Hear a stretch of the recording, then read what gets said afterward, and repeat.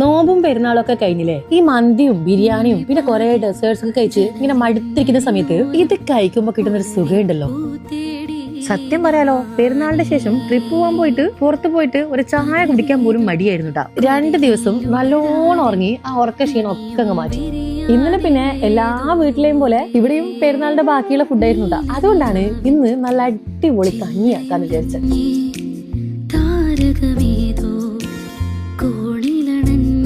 കഞ്ഞിയുടെ കൂടെ ഈ മുളക് ചുട്ട ചമ്മന്തി ഉണ്ടല്ലോ, സംഭവം അത് മാത്രം മതിയേ. പിന്നെ ഞാനൊരു ആഡംബരത്തിന് ഇതാ കുറച്ച് ഉരുളക്കിഴങ്ങ് വറവ് ഉണ്ടാക്കിയിട്ടുണ്ട്. ഇതെല്ലാം തന്നെ ഭയങ്കര സിമ്പിൾ ആയിട്ട് ഉണ്ടാക്കാൻ പറ്റുന്നതാണ്. ഇതാണ് നമ്മുടെ നാട്ടില് ബടുവാന്നും ചുണ്ടക്കായി എന്നൊക്കെ പറഞ്ഞ സാധനം കേട്ടോ. പിന്നെ നല്ല കപ്പ പൊരിച്ചതും. ഇതൊക്കെ പണ്ട് മുതലേ ഈ മഴക്കാലത്തേക്ക് നമ്മളെ വീട്ടില് ഉമ്മാമ്മമാരൊക്കെ ഉണ്ടാക്കി വെക്കുന്നത് കേട്ടോ. എന്തായാലും 2 ദിവസത്തെ മടുപ്പൊക്കെ ഈ നാടൻ രുചിക്കൂട്ടുകളൊക്കെ കഴിച്ചപ്പോ അങ്ങ് മാറി കിട്ടിട്ടോ.